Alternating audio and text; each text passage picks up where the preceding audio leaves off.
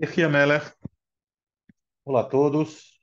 Quem está vendo essa aula ao vivo, quem vai ver a gravada. Estamos nos capítulos finais do nosso Midrash Shoftim de Juízes e chegamos num dos personagens mais fascinantes desse livro, o livro de Juízes, filho de Selopone e de Manoar. A gente viu na última aula que Selopone recebeu uma mensagem divina, um anjo veio revelar para ela que ela teria um filho, e esse filho teria que ser um nazir desde da sua concepção, desde o seu nascimento. E ela foi contar essa ideia, essa novidade para o marido, eles não tinham filhos, e o marido não é que duvidou dela, o Manoar, ele ficou confuso, porque a esposa contou para ele, ó, oh, você terá um filho, nós teremos um filho, então eu não posso beber vinho e chegar perto de produtos proibidos para o nazir, porque essa criança será um nazir desde o nascimento de sua morte. Ele ficou em dúvida, não porque a sua esposa não tinha o mérito de receber essa informação, de receber a visita de um anjo, mas ele achou que de repente ela poderia ter se confundido nas palavras, e ele fez uma tefilá, ou seja, ele fez uma oração clamando aos céus para que ele recebesse essa mensagem. Obviamente, a tefilá de Manoar foi aceita dos céus, só que o anjo apareceu novamente para Seleucone. E ela estava no meio de uma plantação quando ela apareceu, quando o anjo apareceu novamente para ela, e ela ficou surpresa, ela reconheceu e automaticamente ela pensou, não, olha, a Shannon atendeu o pedido do meu marido, a reza tefilá do meu marido, e eu vou lá chamar ele, porque essa visita repetida com certeza para ele. Isso fez com que Manoá, quando ela chamou Manoá, ele ficou surpreso. Poxa, como a minha mulher é uma tzadequete, uma justa. O anjo não apareceu para mim, apareceu novamente para ela, fazendo que Manoá pudesse eliminar todo a ideia de que, poxa, ela não tinha dado filhos para ele. Então, de repente, ela não era uma mulher tão abençoada, uma mulher tão. Automaticamente, depois da segunda aparição do anjo, cresceu nele uma admiração fantástica pela sua esposa. E ela chama ele e ele encontra o anjo e Manoar disse: Por favor, deixe-me ouvir novamente o que minha esposa deve fazer agora e o que devemos fazer com o garoto depois que ele nascer. E o anjo respondeu: Faça exatamente o que eu pedi para sua esposa na visita anterior.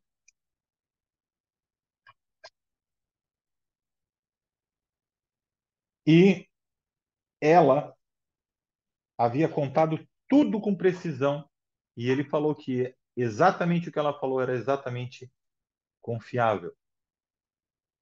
Manoá disse ao anjo: esse dia é como um Yantov para nós. Hashem nos deu filhos não nos deu filhos por tantos anos e agora você nos trouxe a maravilhosa notícia que teremos um filho. E não apenas um garoto comum, mas um nazir desde o seu nascimento. E aí, a ideia dele, e eles revelaram, vamos preparar uma refeição para você, nos acompanhe, porque na cabeça de Manoá e Selofone, mais de Manoá, ele poderia ter imaginado que quem tinha chego ali era um Navi, ou seja, um profeta. E essa ideia foi totalmente descartada porque o anjo falou o seguinte: olha, eu não posso comer comida. Um mensageiro de Hashem não pode aceitar nada da pessoa a quem ele entregou a mensagem. E é essa específica a função de um malar, de um mensageiro, um anjo. Entregar a mensagem, executar a ordem que lhe foi atribuída. Sugiro que, em vez disso, você ofereça uma oferta de olá, uma oferta de sacrifício para Hashem, para agradecê-lo. Só que se lembrem que naquela época era proibido oferecer sacrifícios fora do Mishkan, que ficava lá em Shiló. Somente, somente um mensageiro de Hashem poderia dar essa permissão a alguém trazer uma oferenda fora do Mishkan. Mas Manoar ainda achava que o mensageiro era um navio, profeta. E ele falou: por favor, me diga seu nome. Desejamos enviar presentes para você quando as suas palavras forem cumpridas. A resposta foi: não é necessário que você saiba meu nome. Você nunca mais me verá. Exatamente como o anjo aconselhou, Manoar preparou uma cabra jovem e uma oferenda de minchá, de farinha, para um corban, para o sacrifício. Ele colocou o corban na pedra em que o mensageiro estava de pé. E o milagre aconteceu. O fogo saiu da rocha e queimou o corban. E o anjo subiu aos céus em chamas. Lógico que ele, Manoá e sua esposa se prostraram de medo. Eles sabiam que realmente tinham tido uma visão de um anjo de verdade. Eles o encararam de frente. E o Manoá disse: receio que morramos. Vimos um ser celestial. Talvez não sejamos sagrados o suficiente para isso. Talvez sejamos punidos com a morte. O tamanho da esposa, Selofone, que automaticamente ela tranquilizou ele, dizendo: não se preocupe. Hashem certamente não irá nos punir agora. Ele acabou de nos dar tantos bons sinais. Ele enviou um anjo uma segunda vez, porque você rezou para ele. Ele nos prometeu um filho especial e ele aceitou nosso sacrifício, nosso corban, trazendo o fogo da rocha. Se ele nos considerasse rachaim, ou seja, perversos, certamente não teria aceitado nosso corban. E aqui o Midrash conta a história de Avram. Avram se casou com uma segunda mulher, Agar, porque Sarai não tinha filhos. Quando Agar ia ter um bebê, ela ficou orgulhosa. Eu sou maior que Sarai. Ela se gabou. As mulheres que vieram visitá-la. Hashem está me dando um bebê antes dela. Sarai reclamou para Avram: por que você está quieto sobre isso? Você ouve Agar me insultar e não diz nada? Abraham disse a Sarai: Agar é sua, castigue-a como achar melhor. Sarai foi muito rigorosa com Agar. Agar, portanto, fugiu para o deserto. Agar sentou-se perto de um poço d'água. Um anjo desceu do céu e perguntou a ela: Agar, a criada de Sarai, de onde você vem e para onde está indo? Estou fugindo de Sarai, respondeu Agar. O anjo desapareceu. Em um segundo, o anjo voou. Volte para Sarai, sua ama, e deixe que ela lhe castigue. Ele ordenou a Agar. Então, o segundo anjo desapareceu e um novo anjo desceu e ele anunciou a Agar. Hashem disse: vou dar-lhes tantos descendentes que será impossível contá-los. O anjo foi embora e um quarto anjo prometeu a ela: você terá um filho, nomeie de Ismael. Esse nome significa Hashem ouviu. Por que Hashem respondeu a você por clamar a ele quando você estava infeliz e sofrendo? Ismael será um homem selvagem, sua mão estará estendida para roubar e furtar. Hashem enviou 4 anjos para Agar. Ela não tinha medo dos anjos e não prostrou-se diante deles. Ela respondeu ao primeiro anjo calmamente quando ele fez uma pergunta. Por que ela não estava com medo? Abraão era tão grande que os anjos costumavam aparecer em sua casa. Até seus servos estavam acostumados a vê-los. Todos os antepassados estavam acostumados a lidar com os anjos, todos os grandes justos, mas as gerações posteriores eram menos sagradas. Eles não mereciam ver anjos. Portanto, quando Manoá e sua esposa viram um anjo, ficaram aterrorizados. Isso nos mostra que as gerações anteriores, a nossa, são muito mais sagradas do que as posteriores. Os sábios disseram: a unha de um judeu antigo era melhor que a barriga de um judeu posterior. A unha é uma pequena e sem importância, é pequena e sem importância. Nada acontece com a pessoa se ela cortar e jogar a unha fora. Já a barriga é uma pessoa, já a barriga é uma parte importante do corpo, sem o qual não pode viver. Agar era como uma unha na casa de Abraão. Ela pecou e foi embora. Mas mesmo Agar viu anjos. Mesmo Agar viu anjos, porque Abraão era extraordinário. Isso aconteceu pelo mérito de Abraão, não pelo mérito dela. Isso nos mostra como eram sagradas as gerações passadas. Então, voltando ao Atzilopone e o seu marido, as palavras do anjo se realizaram. Telopone deu à luz a um filho a quem ela chamou de Shishom. A palavra Shishom, traduzida como sanção, está relacionada a Shemesh, sol. Assim como o sol é bom e dá vida e calor às plantas e às pessoas, Shishon seria bom e útil para Bnei Israel. Mas o sol também, lógico, pode ser prejudicial. Muita, muito de sua luz pode causar doenças e até a morte. Shimshon usaria sua força em comum para atingir os Plishtim, ou seja, os filisteus. O pequeno Shimshon sabia que ele era diferente de todas as outras crianças. Sua mãe se chamava Cleopone, porque ela viu um anjo que ordenara coisas especiais sobre ele. Nunca corte ou arranque qualquer fio de seu cabelo, sua mãe o avisou. Você é um nazir. Você nem pode pentear o cabelo. É proibido a um nazir pentear seu cabelo, pois isso faz com que os cabelos sejam arrancados. Xixão nunca penteava o cabelo. Ele também tomava cuidado para nunca tocar em qualquer coisa ligada à uva ou vinhos. O cabelo de Xinchon crescia cada vez mais, parecia uma coroa na sua cabeça. Isso o diferenciava dos outros e fazia com que parecesse um príncipe sagrado. Por ser sagrado, Hashem deu a Xinchon uma força sobrenatural. Xinchon não nasceu mais forte do que as outras crianças. A sua força apareceu de tempos em tempos. Isso de forma milagrosa. Um dia ele começou a andar com passos gigantes.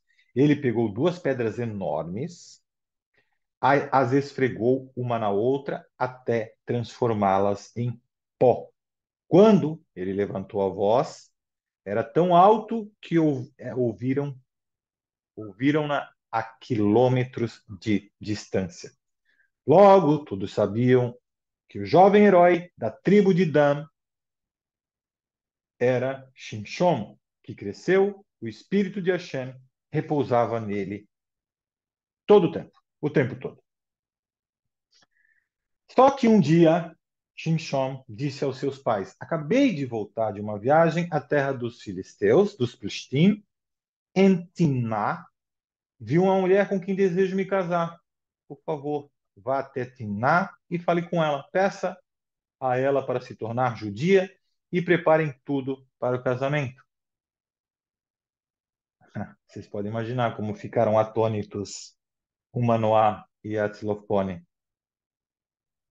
Essas palavras do seu filho sagrado, que era o Nazir, desde o nascimento abençoado, com força especial, deixaram eles perplexos.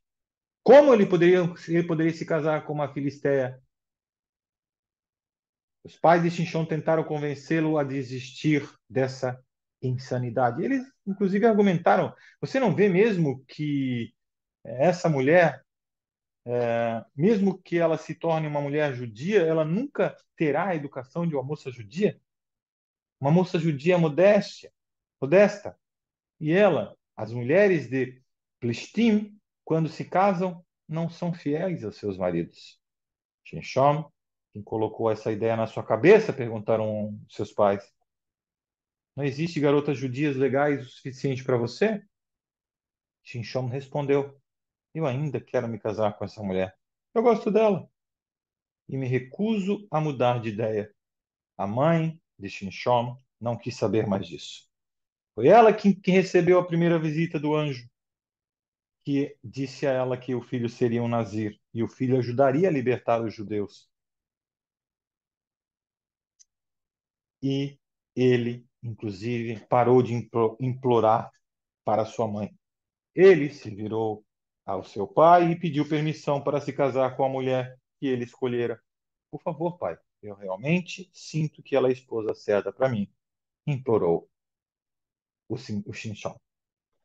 A pergunta é: Shinshon pecou ao escolher se casar com uma mulher filisteia? A resposta é: Shinshon sabia que um dia salvaria os Bnei Israel do ataque dos dos filisteus.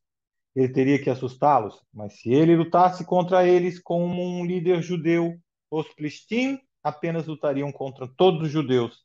E Hashem não ajudaria os judeus, porque eles não eram justos, não eram tzadikim. Shimshon, portanto, teve que lutar contra os Plishtim de outra maneira, que deveria lutar apenas com ele e não com o resto dos judeus. Então Shimshon pensou em um plano. Ele se casaria com uma mulher filisteia. Dessa maneira, ele se tornaria parente dos filisteus e viveria entre eles.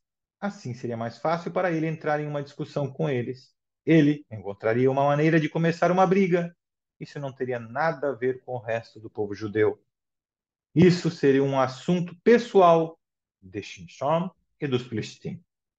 Portanto, não era uma haverá um pecado Shimshon se casar com uma mulher plishtim. Ele disse aos pais que a convertessem primeiro, para que ela se tornasse uma judia. Hashem concordou com o plano de Shimshon. Ainda assim, Shimshon fez algo errado. Não com uma ação real, mas em sua mente.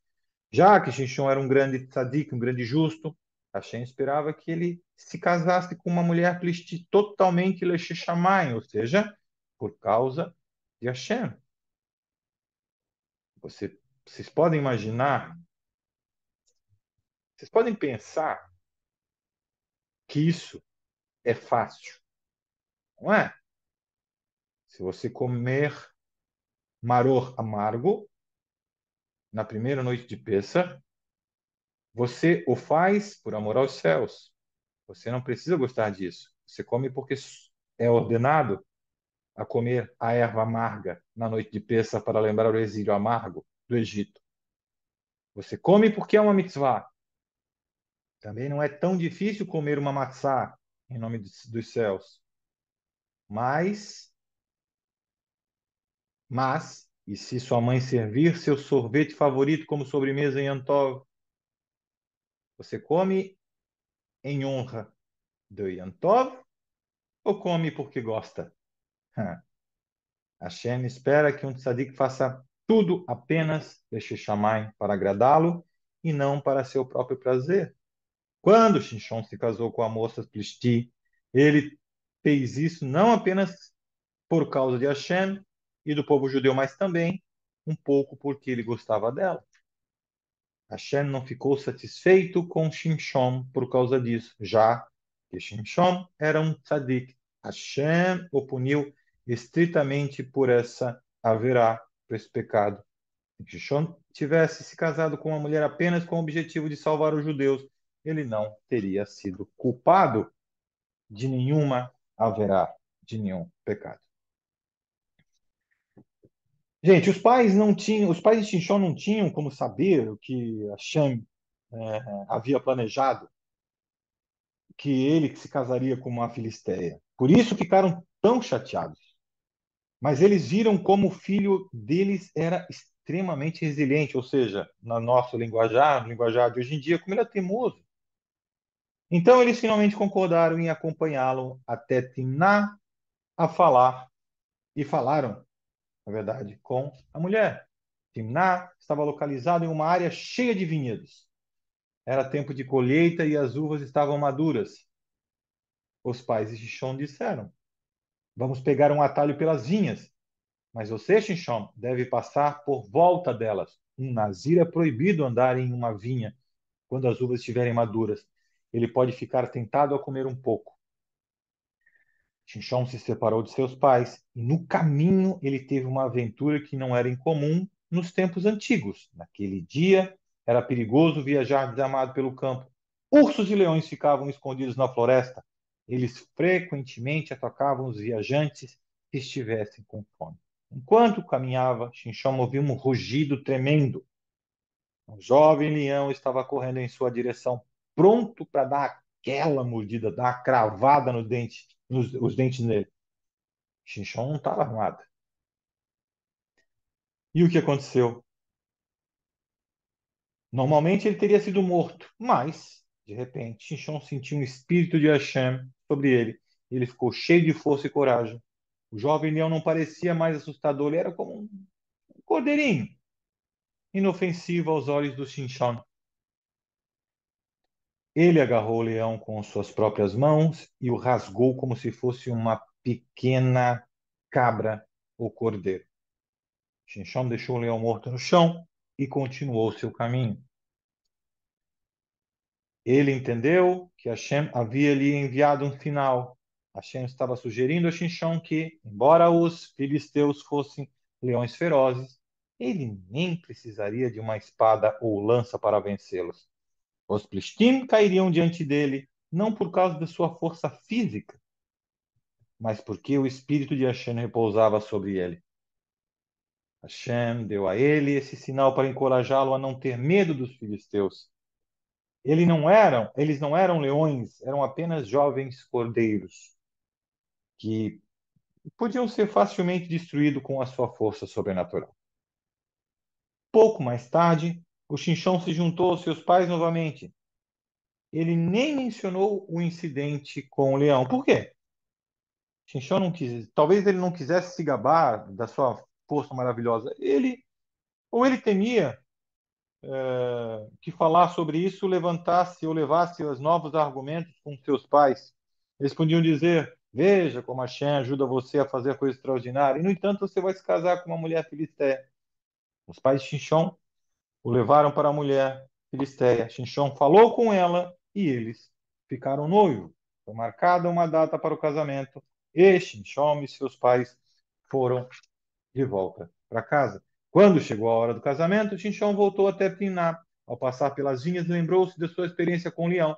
Xinchon decidiu procurar um local novamente para agradecer a Hashem por salvá-lo. O cadáver do leão ainda estava no chão. Um enxame de abelhas zumbia nele. As abelhas estavam usando o corpo do leão como colmeia. Uma poça de mel dourado estava reunida no corpo. Xinchão ficou bastante surpreso com aquilo. Geralmente são os leões que comem outros animais, disse ele. Agora a comida está saindo do leão. Que estranho. Ele pensou, talvez isso signifique que os filisteus que estão tentando devorar os judeus se tornarão alimento para eles. Serão totalmente devorados pelos judeus. Shon decidiu comer um pouco do mel delicioso. Então ele pegou um pouco do mel do cadáver do leão e comeu enquanto continuava o caminho. O Passuque nos diz isso para criticar Shinshon. O mel estava preso ao corpo do morto, do animal morto, não kasher. Um homem sagrado como Shinshon não deveria ter tocado nele. Além disso, não foi correto da parte dele beliscar algo enquanto caminhava. A partir disso, vemos que Shinshon teve um problema quando se tratava de se controlar. Essa falta de controle o levaria mais tarde a praticar outras averot, outros pecados. Shimshon levou o resto do mel para os pais, mas não mencionou onde havia encontrado. O pai de Shimshon havia ido a Timná um pouco antes, a fim de preparar a futura esposa de Shimshon para se tornar uma Giriot, uma convertida ao judaísmo. O casamento aconteceu e Shimshon fez uma festa todos os dias durante 7 dias. Quando um casal judeu se casa, eles têm uma semana de comemoração chamada Sheva Berachot. Os noivos são tratados como os reis e são convidados para uma refeição festiva todos os dias. Palavras de louvor são cantadas em sua homenagem. Esse costume remonta aos tempos antigos. Shimshon convidou 30 filisteus, incluindo seus amigos e membros da família de sua esposa, para comemorar com ele após o casamento. Enquanto festejavam, Shimshon decidiu usar a oportunidade para atingir os filisteus. Afinal, essa foi a razão primordial para que ele tivesse casado com uma filisteia. Ele decidiu perguntar a eles um enigma difícil que ele tinha certeza de que não conseguiriam resolver. Isso levaria a discussões que, por sua vez, lhe dariam uma desculpa para combater os filisteus. Vamos ver qual é esse enigma. Shimshon perguntou a todos os seus convidados. Certamente, eles responderam com curiosidade. Vou lhes oferecer um prêmio se vocês adivinharem a resposta correta para o enigma. Assim disse Shimshon. Se vocês encontrarem a resposta durante esses 7 dias de celebração, eu perco e terei que lhe dar um prêmio de 30 cobertores e 30 roupas. Mas se vocês não encontrarem a resposta, vocês me devem prêmios, vocês me devem esse mesmo prêmio. Concordamos, disseram os filisteus. Vamos ouvir o seu enigma. É o seguinte: do comedor veio comida e do forte saiu algo doce. O que é isso? Vou repetir. Do comedor veio comida e do forte saiu algo doce. O que é isso? Os filisteus pensaram e pensaram, mas não conseguiram encontrar a resposta. Isso não é surpreendente. Não era um tipo de pergunta que pudesse ser respondida usando a mente. Como alguém poderia descobrir esse enigma? Havia uma dica, no entanto, que Shimshon estava oferecendo. Quando ele disse, vocês têm que encontrar a resposta, ele não quis dizer que os filisteus deveriam encontrá-la em suas mentes, mas que ela poderia ser encontrada em uma busca pela vizinhança. Se os Plishtim tivessem olhado por toda parte, eles teriam descoberto o cadáver do leão com a colmeia dentro dele. Então eles teriam entendido o enigma. Mas eles não pensaram em procurar e era impossível descobrir a resposta para o enigma somente pensando.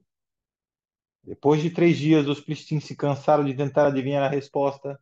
No Shabat, Shimshon deixou os plistins. Ele não queria passar o dia sagrado do Shabat com eles. Os plistins aproveitaram a oportunidade e falaram com a esposa de Shimshon sem o conhecimento dele. Faça seu marido lhe contar a resposta para o enigma. Eles ordenaram. Se você se recusar, estará em apuros. Cedo ou tarde, Shimshon cairá em nossas mãos e nós o mataremos. Depois, nós o queimaremos junto com a casa de seu pai, e Shimshon nem estará aqui para defender você. Viemos à sua festa para nos divertirmos. Por que deveríamos pagar ao seu marido um prêmio de 30 roupas e cobertores? Você deseja tornar a todos nós pobres? A esposa de Sansão, de Shimshon, estava realmente assustada com a ameaça dos Plishtim. Quando Shimshon voltou, ela estava em lágrimas. Você me odeia? Você declarou um enigma e não me disse a solução. Eu não contei a resposta a ninguém, riu Shimshon enquanto se defendia, nem mesmo para os meus pais. E eu certamente não os odeio.